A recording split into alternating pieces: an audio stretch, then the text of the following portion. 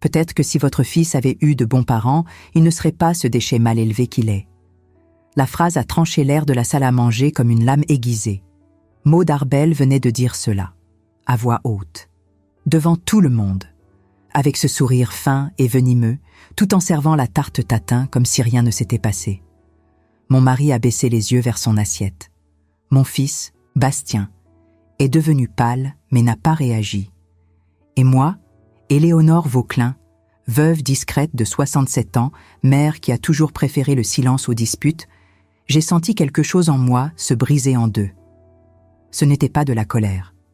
C'était pire. C'était de la clarté. Ce n'était pas la première fois que Maude m'humiliait, mais ce serait avec certitude la dernière. Nous étions à Amboise, dans l'intérieur de la France, dans l'une de ces maisons anciennes en pierre qui respirent la tradition et l'argent ancien. La famille Arbel a toujours tenu à rendre cela clair. Ils étaient d'une autre catégorie. Maude portait des perles héritées de sa grand-mère, parlait de vignobles en Bourgogne comme on parle de son jardin, et traitait mon fils comme s'il était une erreur que sa fille, Cléore, avait commise par inadvertance. J'avais déjà entendu les murmures. J'avais déjà vu les regards dédaigneux. J'avais déjà mordu ma langue tant de fois qu'elle saignait de l'intérieur. Mais ce soir-là, quelque chose a changé. Parce que je n'étais pas désarmée. La chemise noire que j'avais emportée avec moi pendant le dîner était appuyée au sol à côté de ma chaise. Discrète, insignifiante aux yeux de ceux qui pensaient que je n'étais qu'une vieille inoffensive. Mais à l'intérieur de cette chemise se trouvaient des documents, des vérités, des secrets que Maude Arbel avait passé toute sa vie à maquiller avec des vêtements coûteux et des noms de famille respectables. Et pendant qu'elle souriait avec mépris, servant le dessert comme une reine empoisonneuse, je savais exactement quoi faire. Je n'allais pas crier, je n'allais pas pleurer, j'allais attendre le bon moment. Et ensuite, calmement, j'allais tout détruire. Parce qu'il y a des vérités qui, lorsqu'elles sont dites à voix haute, ne laissent pierre sur pierre. Et j'étais fatiguée d'être la pierre écrasée. Je sais que vous m'écoutez en ce moment, peut-être pendant que vous faites la vaisselle, peut-être pendant que vous attendez que le café passe, peut-être tard dans la nuit, quand la maison se tait enfin. Je sais aussi que vous avez déjà vécu quelque chose de semblable. Vous avez déjà avalé des mots que vous ne méritiez pas d'entendre. Vous avez déjà senti le poids d'être jugé par ceux qui n'ont jamais vécu un seul jour dans votre peau. Si cela vous a touché, si cette histoire commence à remuer quelque chose dans votre cœur, laissez un like sur cette vidéo. Dites-moi dans les commentaires d'où vous m'écoutez. Et abonnez-vous à la chaîne, parce que ce qui vient ensuite. Vous ne voudrez pas le manquer. La soirée avait commencé 2 heures plus tôt, avec cette formalité glaciale que les dîners en famille portent parfois. Cléore, ma belle-fille, était assise à côté de Bastien, mon fils. Elle portait une robe bleu marine qui semblait avoir été choisie par Maude, et ses cheveux blonds attachés en un chignon impeccable. Bastien, de son côté, semblait tendu. Il était toujours ainsi près de sa famille à elle, comme s'il était constamment évalué. Et il l'était. Maude commandait la table comme une générale. Elle décidait des sujets, coupait les conversations qui ne l'intéressaient pas, servait le vin avec cet air de quelqu'un qui fait une faveur. Son mari, Gérard Arbel, était un homme effacé, qui approuvait tout et ouvrait rarement la bouche. Mon propre mari, Henri, n'était pas très différent. Il avait passé toute sa vie à me demander de ne pas faire de scène, de laisser tomber, de être poli, comme si la politesse était synonyme de lâcheté. La conversation tournait autour des affaires, des vignobles, d'un récent voyage à Bordeaux. J'écoutais en silence, coupant la viande dans mon assiette, observant. Toujours observant. C'est alors que Maude a mentionné, presque par hasard, que Cléore avait obtenu une promotion au travail. Tout le monde l'a félicité. Bastien a souri, fier de sa femme. Mais Maude n'a pas manqué l'occasion. Cléore a toujours été travailleuse, depuis l'enfance, contrairement à certaines personnes qui n'ont tout simplement pas été enseignées à avoir de la discipline. Le silence qui a suivi était lourd. Henri s'est éclairci la gorge. Bastien a ouvert la bouche, mais n'a rien dit. Et j'ai continué à couper ma viande, lentement, comme si rien ne s'était passé. Mais à l'intérieur, quelque chose commençait à bouillir. Maude a continué. L'éducation vient du berceau, n'est-ce pas, Éléonore? On essaie de faire de notre mieux, mais parfois, l'éducation échoue. Henri m'a touché le bras dans un geste qui disait « S'il te plaît, ne réagis pas ». Mais je n'avais pas besoin de réagir. Pas encore. Quand le dessert est arrivé, Maude était radieuse. Tarte tatin, préparée par la cuisinière de la maison, servie dans de la porcelaine trop chère pour être utilisée lors de n'importe quelle occasion ordinaire. Elle a coupé les parts avec une précision chirurgicale, les distribuant avec ce sourire qui ressemblait à de la bonté, mais qui était du pur poison. Et c'est là qu'elle l'a dit. Peut-être que si votre fils avait eu de bons parents, il ne serait pas ce déchet mal élevé qu'il est. Bastien est devenu blanc. Cléore a ouvert grand les yeux, choqué, mais n'a rien dit. Gérard a continué à manger, comme s'il n'avait rien entendu. Henri a serré mon bras avec force, dans un avertissement silencieux. Et Maude? Maude a souri. J'ai posé ma fourchette sur l'assiette. Lentement. J'ai respiré profondément. Et puis, avec la voix la plus calme que j'ai pu rassembler, j'ai parlé. Maude, vous avez toujours été si préoccupée par l'éducation, par le berceau, par la tradition. Dites-moi une chose, Cléore est née dans quelle ville déjà? Son sourire a vacillé. Juste une seconde. Mais je l'ai vue. Est-ce que cela importe? A-t-elle répondu, tentant de garder le contrôle. Cela importe. Je me suis légèrement penchée en avant, parce que sur son acte de naissance, que j'ai ici avec moi, il est indiqué Lyon. Mais dans les conversations que vous racontez toujours, Cléore est née à Paris. Alors, laquelle des deux versions est vraie? Cléore a cligné des yeux, confuse. Bastien a froncé les sourcils. Henri m'a lancé un regard désespéré. Mais je ne me suis pas arrêtée. Et puisque nous parlons de vérité, j'ai ouvert la chemise à mes côtés. Vous vous souvenez de Margot Dubois? Maude est devenue pâle. Qui? A-t-elle murmuré. Margot Dubois. La femme qui vous a prêté de l'argent en 1982 quand vous n'aviez encore ni nom de famille important ni perles héritées. La même que vous n'avez jamais remboursée. La même qui est morte sans recevoir un centime. Je l'ai reçue, ici. Le silence était maintenant absolu. Cléore regardait sa mère avec une expression que je n'avais jamais vue auparavant. Bastien était bouche bée. Henri a lâché mon bras. Et Maude Arbel, pour la première fois en décennies, n'avait rien à dire. J'ai fermé la chemise. Je me suis levée de ma chaise et je l'ai regardée avec toute la dignité que 67 ans d'humiliation m'avaient appris à conserver. Vous pouvez me traiter de tout, Maude. Mais ne parlez pas de mon fils. Parce que si vous ouvrez encore la bouche pour l'humilier, j'ouvre entièrement cette chemise. Et je vous garantis que votre réputation si précieuse ne survivra pas à ce qu'il y a ici. Je suis sortie de la salle sans regarder en arrière. La pluie tombait dehors, fine et persistante, lavant les vieilles rues d'Amboise. Et pour la première fois depuis longtemps, j'ai respiré profondément. Parce que le silence, j'ai appris, n'a de pouvoir que lorsque vous choisissez de le briser au bon moment. Et ce qui vient ensuite va tout changer. Parce que Maude n'était pas la seule avec des secrets. Et Cléore. Eh bien, Cléore est sur le point de découvrir qui elle est, vraiment. Je n'ai pas dormi cette nuit-là. Henri a essayé de me parler dans la voiture, sur le chemin du retour. La pluie tambourinait contre le pare-brise et les essuie-glaces balayaient l'eau dans un mouvement hypnotique. Les phares des autres voitures se reflétaient sur la route mouillée, créant des halos lumineux qui dansaient dans l'obscurité.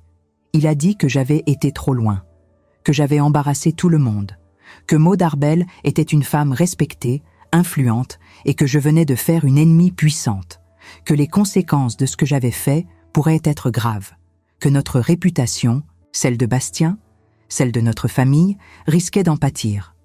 Je l'ai écouté en silence, les yeux fixés sur la route mouillée, regardant défiler les arbres sombres de chaque côté. Je ne ressentais ni regret ni peur, juste une étrange sensation de libération. Comme si un poids que je portais depuis des décennies venait enfin de tomber de mes épaules. Et quand il a fini, Quand il n'a plus eu de mots pour me convaincre de regretter ce que j'avais fait, je lui ai simplement dit « Henri, tu m'as demandé de me taire pendant 40 ans. 40 ans, tu m'as dit de ravaler mes mots, de sourire poliment, d'accepter les humiliations avec grâce. Ce soir, j'ai parlé, et je ne regrette rien. » Il n'a rien répondu. Il a serré le volant plus fort, les jointures de ses doigts blanchissant dans la pénombre. Il savait que quelque chose avait changé, quelque chose qui ne reviendrait jamais en arrière, quelque chose de fondamental dans notre relation, dans notre vie commune, venait de se fissurer. Quand nous sommes rentrés à la maison, une petite ferme rénovée à quelques kilomètres d'Amboise, entourée de champs et de vignes, je suis allé directement dans mon bureau. C'était une pièce modeste au premier étage, avec une fenêtre qui donnait sur le jardin potager que j'entretenais depuis des années. J'ai ouvert la fenêtre pour laisser entrer l'air frais de la nuit, sentant l'odeur de la terre mouillée et des roses qui grimpèrent le long du mur. J'ai sorti la chemise noire que j'avais emportée au dîner. Les documents étaient encore là, bien rangés, classés par ordre chronologique. Des lettres jaunies par le temps, des reçus écrits à la main, des certificats officiels tamponnés et signés, des preuves méticuleusement rassemblées. Chaque pièce racontait une partie d'une histoire que Maude avait désespérément tenté d'effacer. J'avais passé 6 mois à rassembler tout ça. 6 mois de recherches discrètes, de visites dans des archives municipales, de conversations avec des personnes âgées qui se souvenaient encore de cette époque. 6 mois à reconstituer un puzzle dont personne ne voulait voir l'image finale. Tout avait commencé par hasard. Quelques mois auparavant, je cherchais des photos de famille dans le grenier, fouillant parmi les vieilles malles et les cartons poussiéreux. Je voulais retrouver des images de Bastien d'enfant pour un album anniversaire que je lui préparais. C'est alors que je suis tombée sur une vieille boîte en carton, cachée derrière une pile de couvertures en laine. À l'intérieur, il y avait des lettres adressées à ma belle-mère, décédée il y a 10 ans. Elle avait été une femme discrète, peu bavarde sur son passé, mais je savais qu'elle avait connu la famille Arbel depuis longtemps. Parmi ces lettres, une enveloppe sans timbre, jamais envoyée, écrite de la main tremblante de Margot Dubois. L'encre était délavée, le papier fragile. Je connaissais ce nom. Ma belle-mère l'avait mentionné une fois, il y a longtemps, en disant que c'était une vieille amie de la famille Arbel. Une femme qui avait eu une vie difficile. La lettre était courte, mais déchirante. Chaque mot portait le poids d'une souffrance immense. Margot écrivait qu'elle était malade, qu'elle n'avait plus d'argent pour se soigner, qu'elle vivait dans un hospice miteux à Lyon. Elle suppliait Maude de lui rendre ce qu'elle lui devait. « Tu m'avais promis, Maude. Tu m'avais promis que tu me rembourserais quand tu te marierais bien. Mais tu es partie sans un mot. Tu as disparu de ma vie comme si je n'avais jamais existé. Et maintenant, je n'ai plus rien. Même pas de quoi payer mes médicaments. » J'ai relu cette lettre plusieurs fois, sentant quelque chose se nouer dans ma poitrine. Pourquoi ma belle-mère avait-elle gardé cette lettre? Pourquoi ne l'avait-elle jamais envoyée à Maude? J'ai cherché Margot Dubois. Ce n'était pas difficile avec Internet, même pour une femme de mon âge qui a appris tard à se servir d'un ordinateur. J'ai trouvé son acte de décès. Elle était morte en 1995, seule, dans un hospice à Lyon, sans famille, sans argent, sans personne pour pleurer à ses funérailles. Et Maude Arbel, pendant ce temps, vivait dans une maison de pierre avec des vignobles, des peintures de maîtres au mur et des perles héritées qu'elle portait comme des trophées. Mais ce n'était que le début. Plus je cherchais, plus je trouvais des incohérences troublantes. En creusant davantage dans les archives municipales de Lyon, avec l'aide d'une archiviste bienveillante qui avait été touchée par ma quête, j'ai trouvé quelque chose d'encore plus troublant, le certificat de naissance de Cléor. Il avait été modifié. Pas de manière évidente, mais suffisamment pour qu'un œil attentif remarque les incohérences. La date ne correspondait pas aux registres officiels. Il y avait un décalage de plusieurs semaines. Le nom de l'hôpital avait été changé.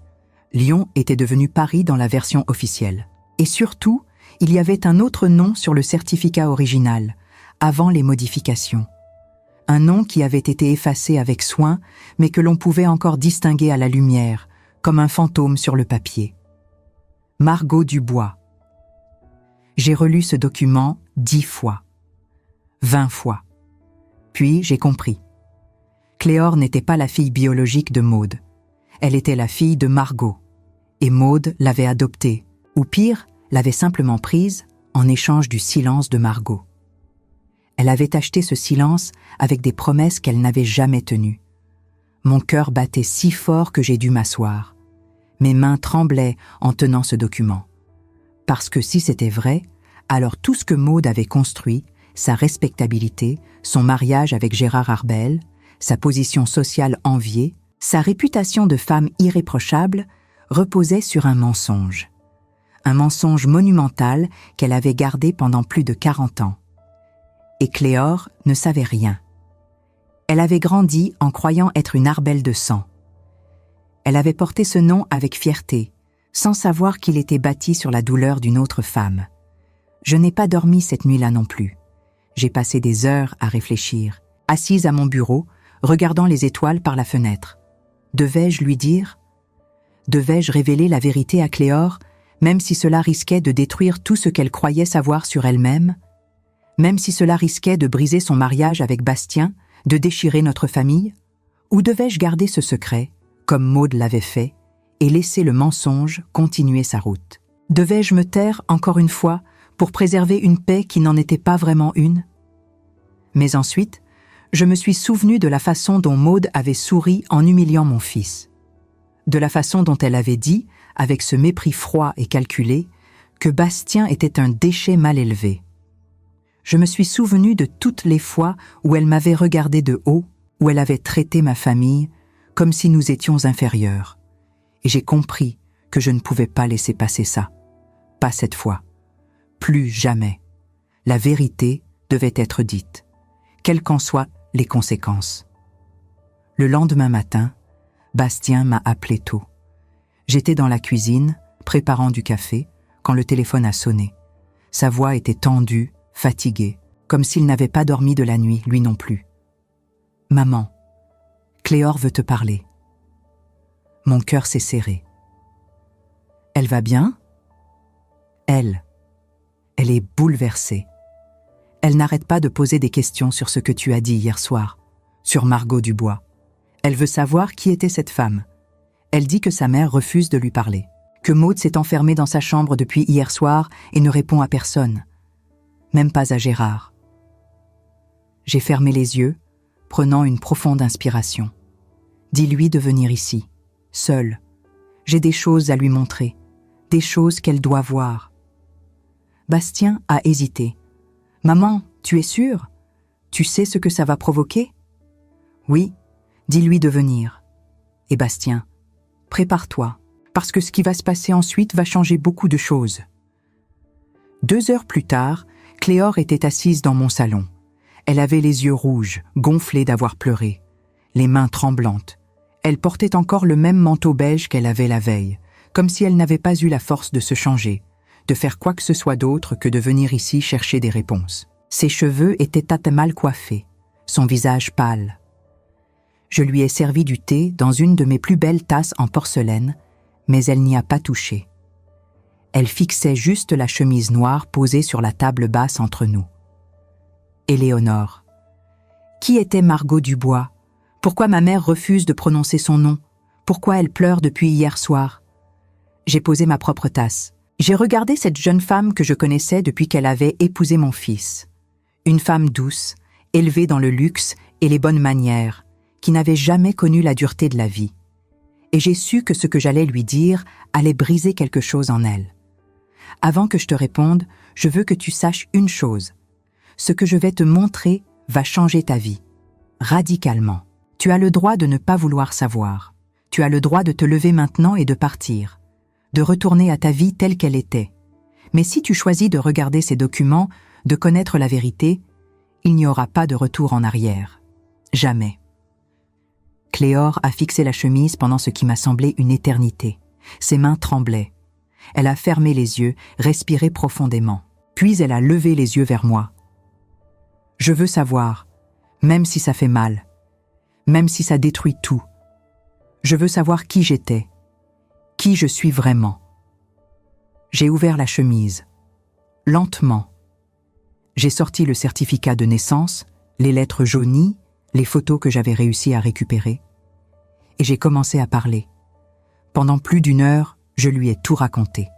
Chaque détail, chaque découverte. Margot Dubois, jeune femme sans famille, orpheline élevée dans un pensionnat religieux, qui avait prêté de l'argent à Maude dans les années 80, quand celle-ci n'était encore personne.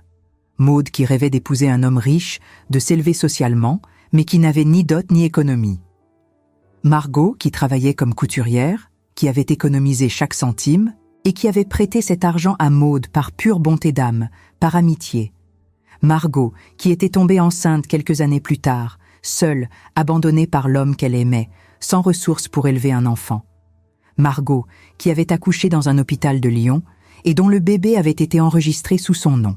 Une petite fille aux cheveux bruns et aux yeux clairs. Mais quelques jours après la naissance, Maude était apparue.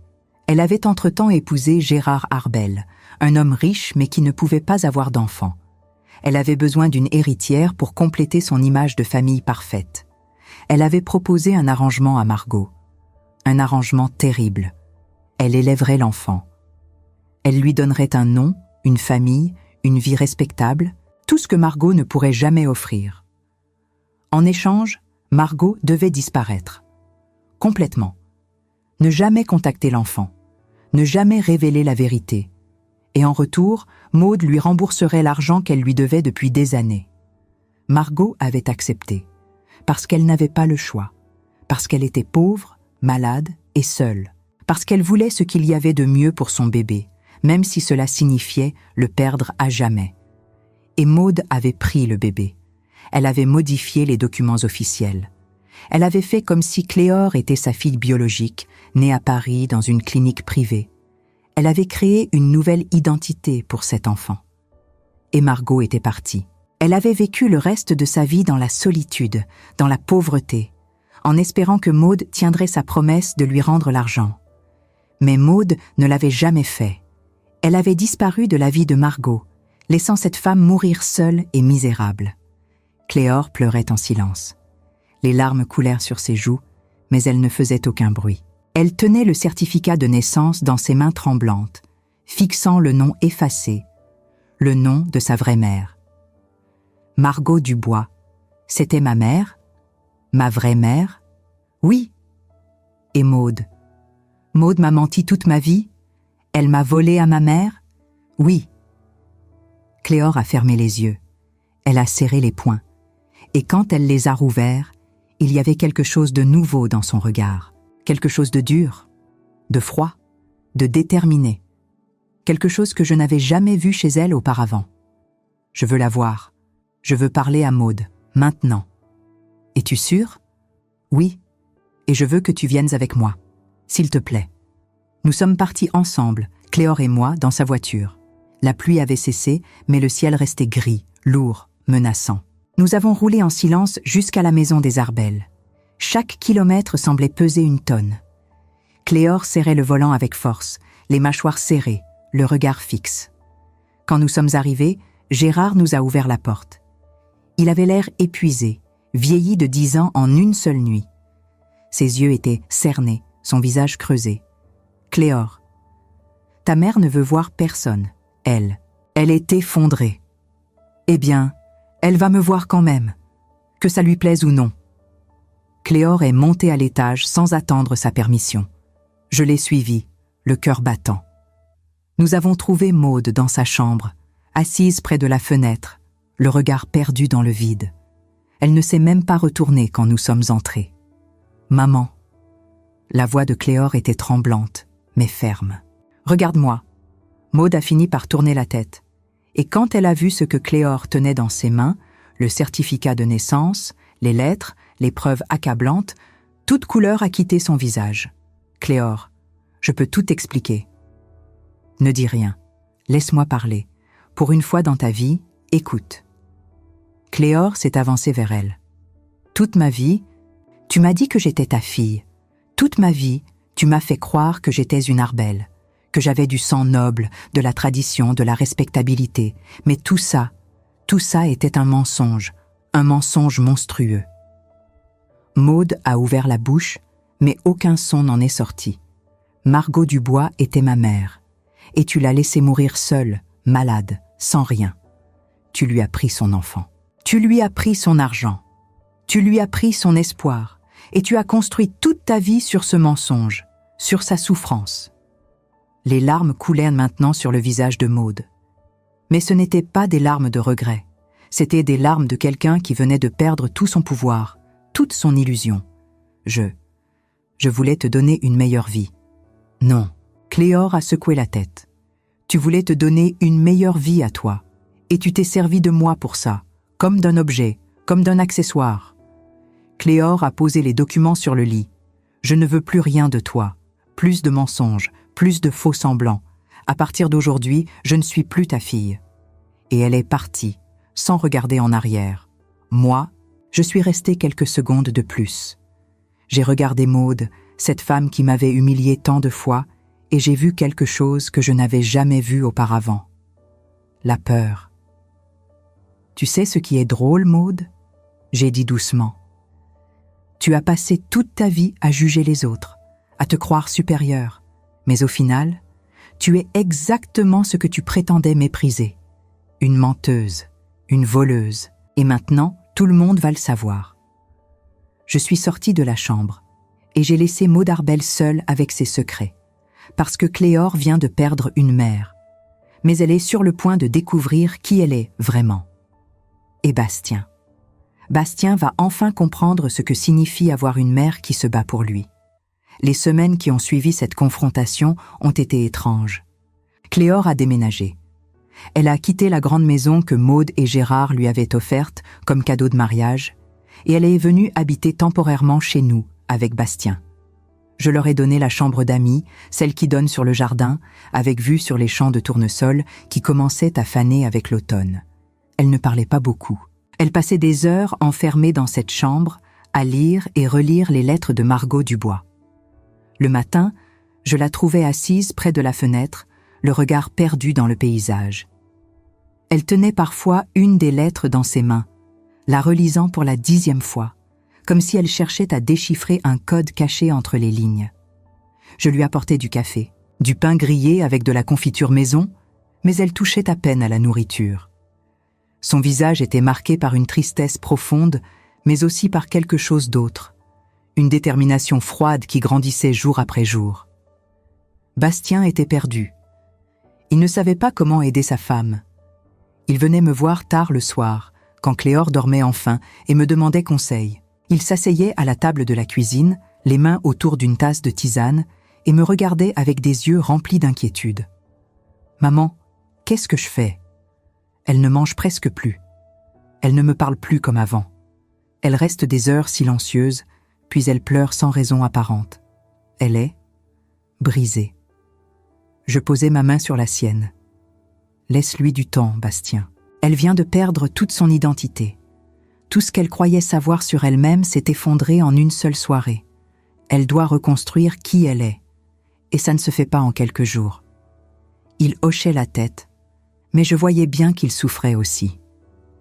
Il se sentait impuissant face à la douleur de sa femme. Et moi, je ne pouvais que lui rappeler que l'amour, parfois, c'est simplement être là, être présent, sans chercher à réparer ce qui ne peut être réparé que par le temps. Mais Cléor n'était pas seulement brisée, elle était en colère, une colère froide, contrôlée, qui grandissait chaque jour.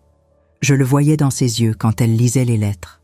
Je le voyais dans la façon dont elle serrait les mâchoires quand nous parlions de Maude. Elle avait passé toute sa vie à croire qu'elle était quelqu'un qu'elle n'était pas. Et maintenant, elle voulait savoir qui était réellement Margot Dubois. Qui était sa vraie mère. Un matin, alors que je préparais le petit déjeuner, elle est entrée dans la cuisine. Elle portait encore sa robe de chambre, ses cheveux détachés tombant sur ses épaules. Elle avait l'air épuisée, mais il y avait une lueur nouvelle dans son regard. « Éléonore, je veux aller à Lyon. Je veux voir où Margot a vécu. Je veux comprendre qui elle était. Je veux la connaître, même si elle n'est plus là. » J'ai posé le couteau que je tenais. « Je viens avec toi. » Elle a souri faiblement. « Merci. Je ne sais pas si j'aurai le courage de le faire seule. » Nous sommes partis le lendemain, Tôt le matin, dans ma vieille Peugeot. Bastien voulait venir, mais Cléore lui a demandé de rester. J'ai besoin de faire ça toute seule, enfin, avec Éléonore. Il a compris. Il l'a serrée dans ses bras et l'a laissée partir. Le trajet jusqu'à Lyon a duré près de 5 heures. Nous avons roulé en silence pendant la première heure, le paysage défilant par la fenêtre. Les collines vertes de la Loire, les villages endormis, les vignobles qui s'étendaient à perte de vue. Puis, Cléore a commencé à parler. Elle m'a raconté des souvenirs d'enfance, des moments où elle avait senti que quelque chose ne collait pas, des fois où Maude avait été distante, froide, comme si Cléore était une obligation et non une fille, des fois où elle s'était sentie seule, même entourée de luxe et de respectabilité. Je me souviens d'un jour, j'avais peut-être 10 ans, elle a dit, le regard perdu sur la route. J'ai demandé à Maude pourquoi je ne lui ressemblais pas, pourquoi mes cheveux étaient plus foncés que les siens, pourquoi mes yeux étaient différents. Elle m'a répondu que je ressemblais à mon père. Mais maintenant je sais que c'était encore un mensonge. Elle s'est tue pendant quelques instants, puis a continué. Il y avait aussi ces moments où elle me regardait avec une expression étrange, comme si elle me voyait, mais qu'elle voyait quelqu'un d'autre en même temps, quelqu'un qu'elle préférait oublier. « Margot », j'ai murmuré. Oui, elle voyait Margot en moi, et elle détestait ça.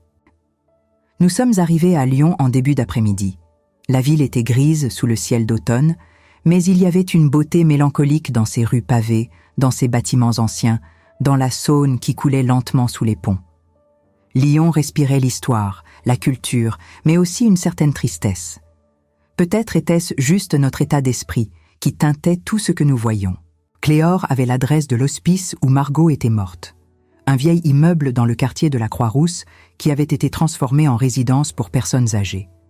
Nous avons garé la voiture dans une petite rue adjacente et sommes entrés. L'intérieur sentait l'encaustique et les médicaments. Les murs étaient peints dans un beige institutionnel, les couloirs éclairés par des néons qui bourdonnaient légèrement. Nous avons trouvé le bureau de la directrice, une femme dans la soixantaine, aux cheveux gris coupés courts, qui nous a reçus avec gentillesse. Quand Cléore lui a expliqué pourquoi nous étions là, la femme a froncé les sourcils, cherchant dans sa mémoire. Margot Dubois. Oui, je me souviens d'elle. Je travaillais déjà ici à l'époque. Elle est restée ici pendant les 2 dernières années de sa vie. Elle était très malade, cancer des poumons. Elle n'avait aucune famille, aucun visiteur. Elle est morte seule en 1995. Cléore a serré mes mains si fort que j'ai senti ses ongles s'enfoncer dans ma peau. Est-ce qu'elle a laissé quelque chose? Des affaires personnelles. La directrice a hésité, regardant Cléore avec une expression de compassion. Normalement, nous jetons tout après quelques années. Mais, attendez. Je crois qu'il y a encore une boîte dans notre cave. Nous gardons parfois des objets au cas où quelqu'un viendrait les réclamer. Cela n'arrive presque jamais, mais on ne sait jamais. Elle nous a emmenés dans une petite cave humide, remplie de cartons poussiéreux empilés contre les murs. L'odeur de moisi était forte et la lumière faible ne rendait pas la recherche facile. Elle a fouillé pendant quelques minutes, déplaçant des cartons, cherchant parmi les étiquettes effacées. Puis, elle a sorti une boîte en carton marquée du nom « Monsieur Dubois ».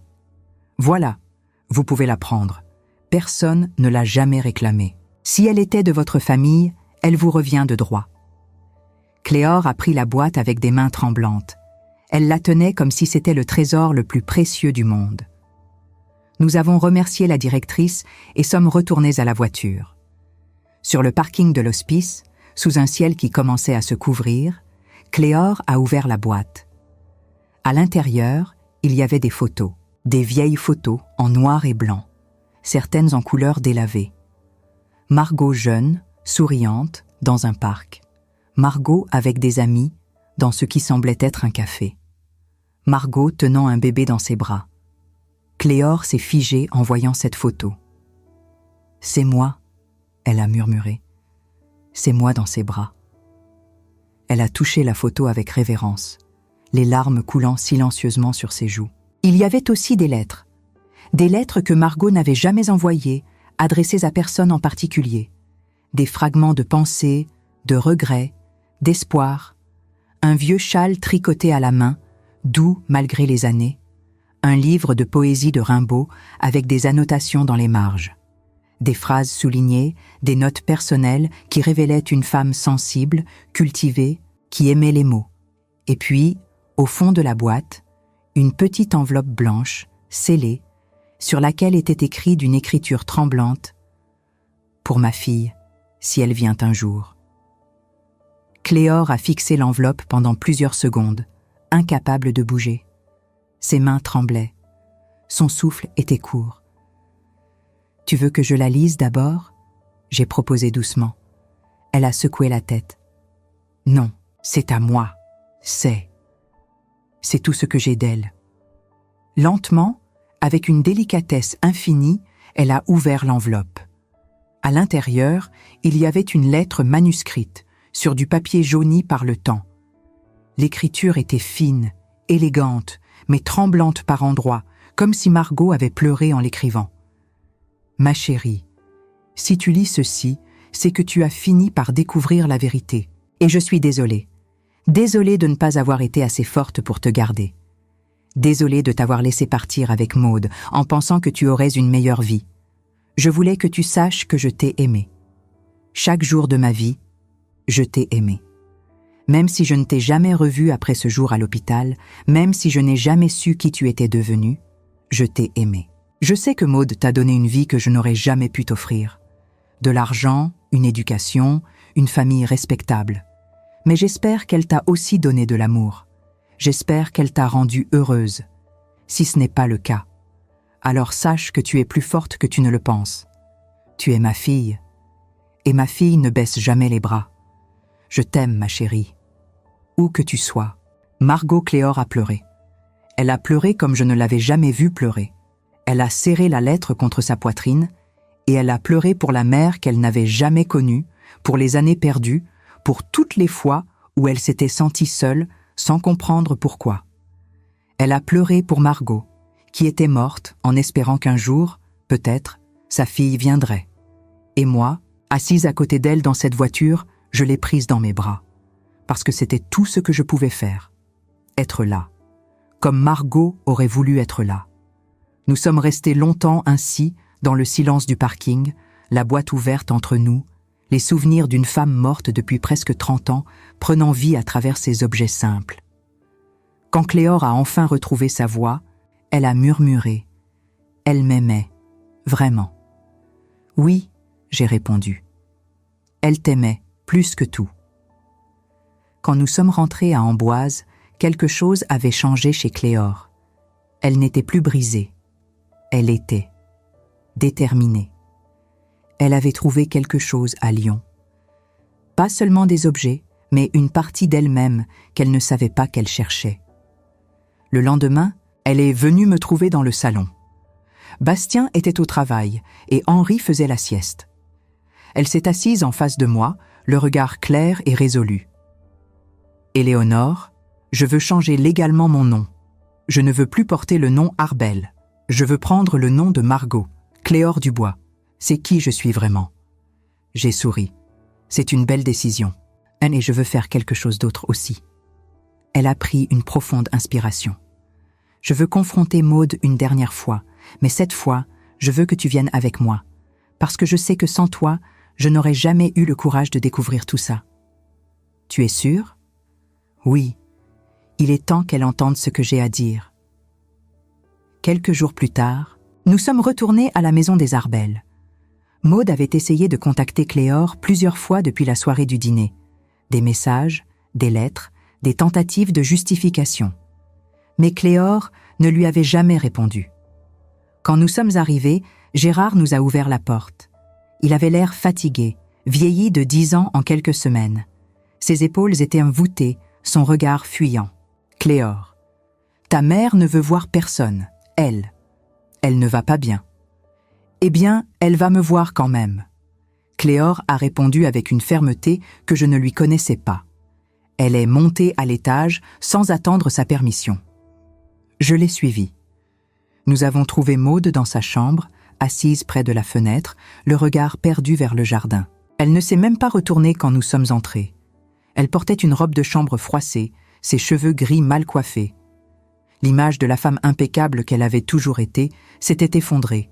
« Maman !» La voix de Cléore était tremblante, mais ferme.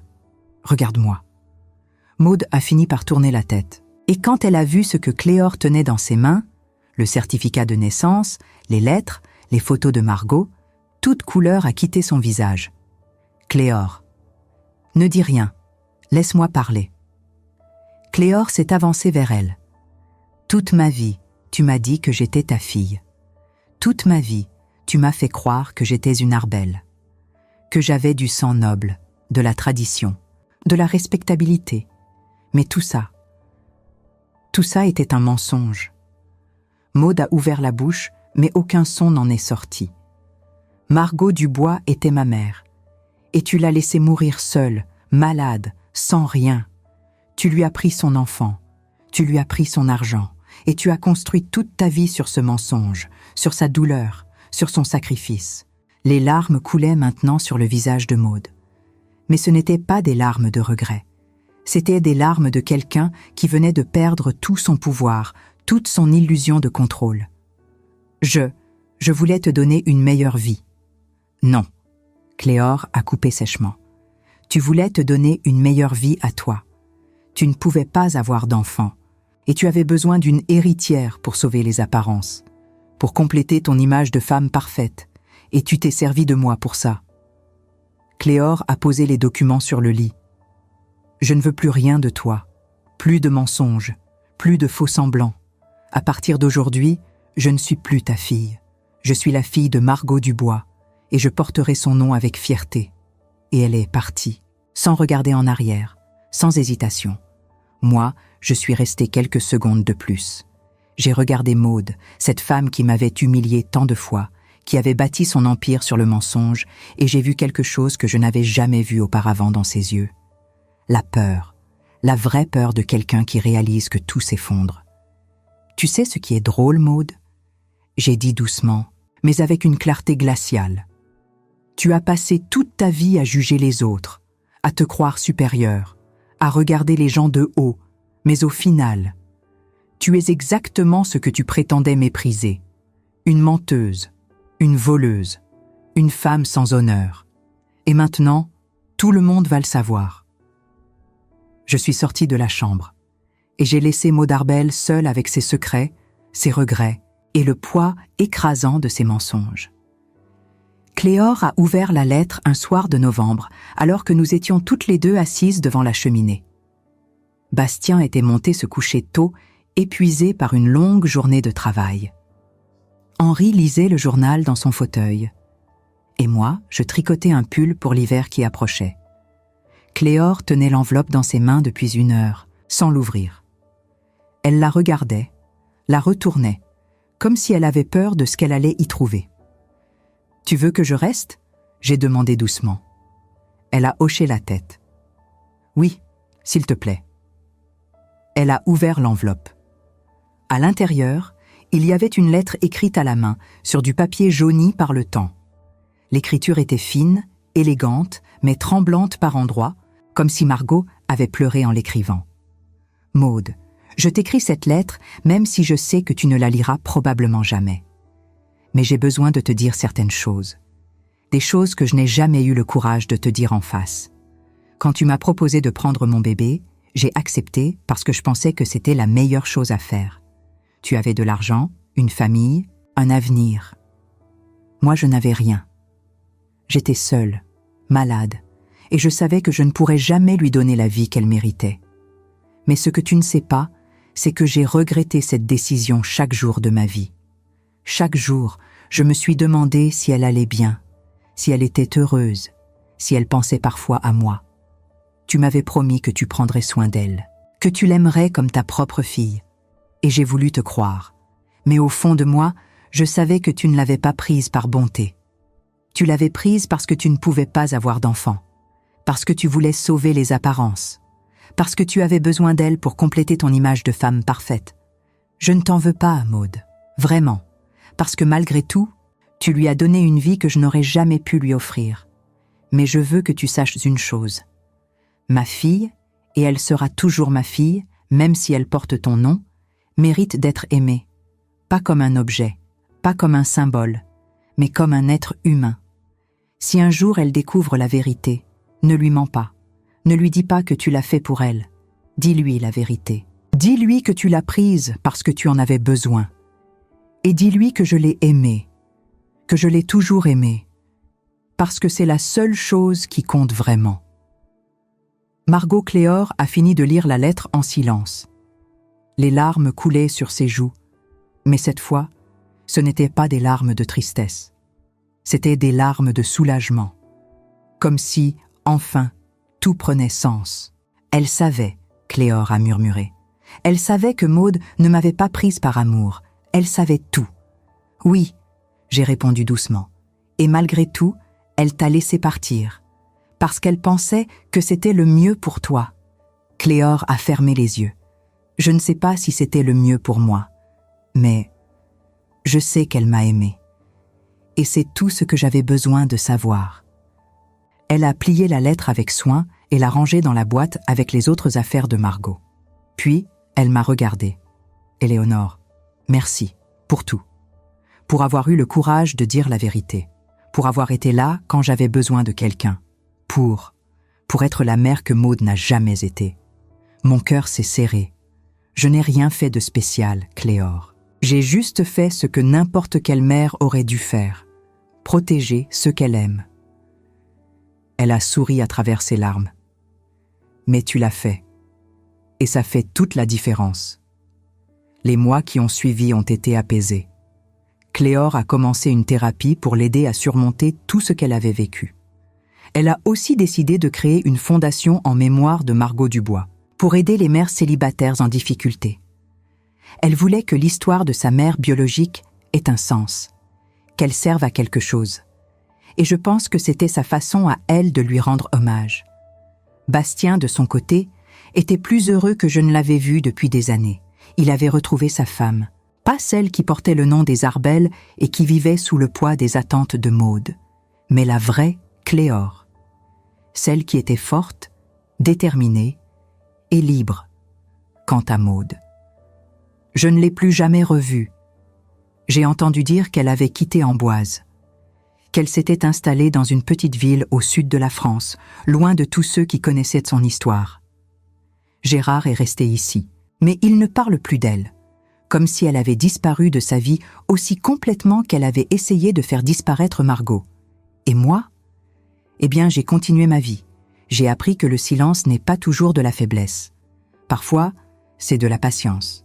Parfois, c'est de la stratégie. Et parfois, c'est simplement de la dignité.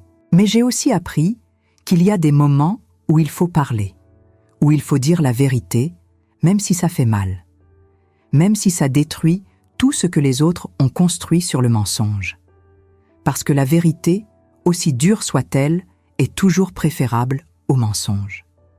1 an après cette fameuse soirée chez les Arbel, Cléor m'a appelé un matin. « Éléonore, j'ai quelque chose à te dire. »« Quoi donc ?»« Je suis enceinte. » Mon cœur a bondi dans ma poitrine. « Oh, Cléor, c'est merveilleux. »« Oui, et je voulais te demander quelque chose. Si c'est une fille, je veux l'appeler Margot, en mémoire de ma mère. » J'ai souri à travers mes larmes. Elle aurait été fière de toi. Je sais. Et je veux que tu sois sa grand-mère, sa vraie grand-mère. Je le suis déjà, j'ai répondu. Je l'ai toujours été. 6 mois plus tard, Cléor a donné naissance à une petite fille, Margot Dubois-Vauquelin, avec des cheveux bruns comme ceux de sa grand-mère biologique et des yeux clairs comme ceux de Bastien. Quand j'ai tenu ce bébé dans mes bras pour la première fois, j'ai pensé à tout ce qui s'était passé, à la soirée chez les Arbel, à la phrase cruelle de Maud, à la chemise noire que j'avais emportée avec moi, à Margot, morte seule dans cet hospice de Lyon, et à Cléor, qui avait retrouvé son identité. Et j'ai compris que tout ça en valait la peine. Parce que parfois, la justice ne vient pas d'un tribunal. Elle vient de la vérité, Elle vient du courage de dire ce qui doit être dit, même quand tout le monde préférerait que vous vous taisiez. Maud Arbel m'avait humiliée. Elle avait humilié mon fils. Elle avait construit toute sa vie sur le mensonge et la manipulation. Mais au final, c'est elle qui a tout perdu. Et nous avons gagné quelque chose de bien plus précieux. Une famille. Une vraie famille, construite sur la vérité, sur l'amour et sur le respect. Je pense souvent à cette soirée d'octobre, à la pluie qui tombait sur Amboise, au sourire méprisant de Maud, à la phrase qu'elle avait dite avec tant de cruauté. Talvez se fil au tivès bompé et les nanseri a essuli chou bagonçade qui est. Et je souris, parce que maintenant, Bastien est un père merveilleux, parce que Cléore est une mère aimante, parce que la petite Margot grandit dans une maison remplie d'amour et de vérité, et parce que j'ai appris, à 67 ans, que la vengeance la plus douce n'est pas celle qui détruit l'autre, c'est celle qui construit quelque chose de meilleur. Alors oui, il y a des choses que l'on engole toute sa vie, des humiliations, des mensonges, des silences imposés. Mais il y a aussi des moments où l'on décide d'arrêter d'engolir, où l'on se lève, où l'on ouvre cette chemise noire et où l'on dit, avec calme et dignité, « ça suffit ». Et ce jour-là, tout change, pour toujours. Et vous, qu'auriez-vous fait si c'était votre fils qu'on avait humilié ainsi? Je vous pose cette question parce que je sais que vous comprenez. Je sais que derrière chaque écran, derrière chaque oreille qui m'écoute en ce moment, il y a une femme qui a vécu quelque chose de semblable. Peut-être pas exactement la même histoire, mais la même douleur, le même silence forcé, la même dignité bafouée.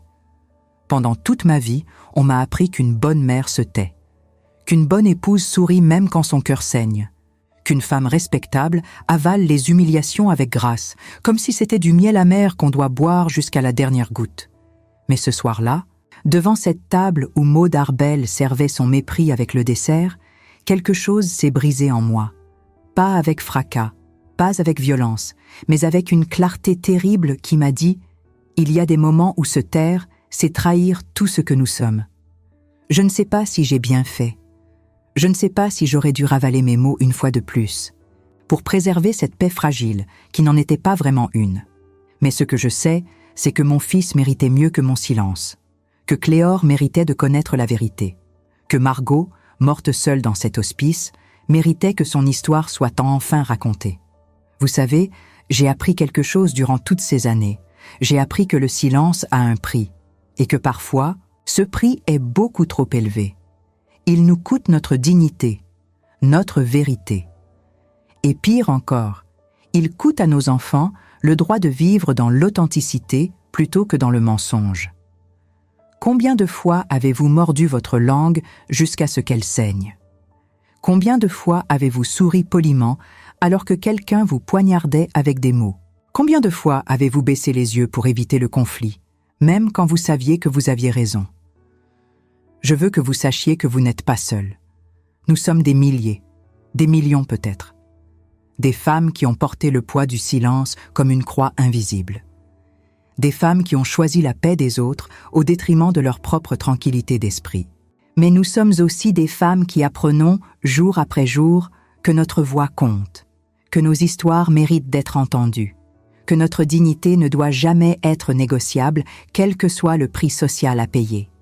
Alors je vous le demande du fond du cœur, qu'auriez-vous fait à ma place? Auriez-vous ouvert cette chemise noire et révélé la vérité, même en sachant qu'elle détruirait des vies? Ou auriez-vous continué à vous taire, à protéger les apparences, à préserver cette façade de respectabilité qui cache tant de pourriture? Il n'y a pas de bonne ou de mauvaise réponse. Chacune de nous porte son propre fardeau. Chacune de nous fait les choix qu'elle peut avec les forces qu'elle a. Mais je crois profondément que parfois, dire la vérité est le seul acte de bonté véritable que nous pouvons offrir. Dites-moi dans les commentaires ce que cette histoire a éveillé en vous. Racontez-moi si vous avez déjà vécu quelque chose de semblable. Partagez avec moi, avec nous toutes qui vous écoutons, un fragment de votre propre vérité. Parce que vos mots ont un pouvoir immense, le pouvoir de guérir, le pouvoir de libérer, le pouvoir de dire à une autre femme « Tu n'es pas seule ». Dites-moi aussi d'où vous m'écoutez. De quelle ville, de quel pays, de quelle maison, ou peut-être, en ce moment même, vous portez un silence qui vous pèse. Parce que savoir que nous sommes ensemble dans cette expérience humaine, ça change tout. Si ce récit vous a touché, si quelque chose a résonné au plus profond de votre être, cette colère retenue, cette douleur ancienne, cette dignité retrouvée, laissez un like sur cette vidéo. C'est un petit geste, mais c'est une façon de dire « Moi aussi, j'ai compris. Moi aussi, j'ai vécu ça. Moi aussi, je refuse de me taire plus longtemps. » Et si vous voulez continuer ce voyage avec moi, si vous voulez entendre d'autres histoires de femmes qui ont choisi la vérité plutôt que le confort du mensonge, abonnez-vous à cette chaîne. Parce qu'il y a encore tant de récits à partager, tant de silences à briser, tant de dignité à restaurer. Vous savez ce que j'ai compris au bout de toutes ces années? Que la vraie force n'est pas dans le silence. Elle est dans le courage de parler au bon moment. Elle est dans la capacité de dire « ça suffit ». Elle est dans cette dignité tranquille qui refuse de courber l'échine devant l'injustice. Maud Arbel croyait que son argent, son nom, sa position sociale la rendaient intouchable. Elle croyait qu'elle pouvait humilier les autres sans conséquence. Mais elle a oublié une chose essentielle, que la vérité finit toujours par sortir. Toujours. Et que ceux qu'on écrase peuvent se relever avec une force qu'on ne leur soupçonnait pas. Ne laissez personne vous faire croire que votre voix ne compte pas. Ne laissez personne vous convaincre que votre dignité est moins importante que la paix sociale. Ne laissez personne vous voler votre droit à la vérité. Parce que nous méritons toutes de vivre dans l'authenticité. Nous méritons toutes d'être respectées. Et nous méritons toutes que nos histoires soient entendues, validées, honorées. Alors parlez, écrivez dans les commentaires, partagez votre expérience, racontez votre propre combat. Parce que c'est ainsi que nous changeons le monde. Un témoignage à la fois, une vérité à la fois. Une femme courageuse à la fois. Merci de m'avoir écouté jusqu'au bout. Merci d'avoir eu le courage d'entendre cette histoire qui n'était peut-être pas facile. Merci d'être là, fidèle, présente, solidaire. Et rappelez-vous toujours ceci, vous n'êtes jamais seul, jamais. Nous sommes ensemble dans cette lutte pour la dignité, pour la vérité, pour le droit de vivre pleinement, sans honte et sans mensonge. Que votre voix soit entendue, aujourd'hui et toujours.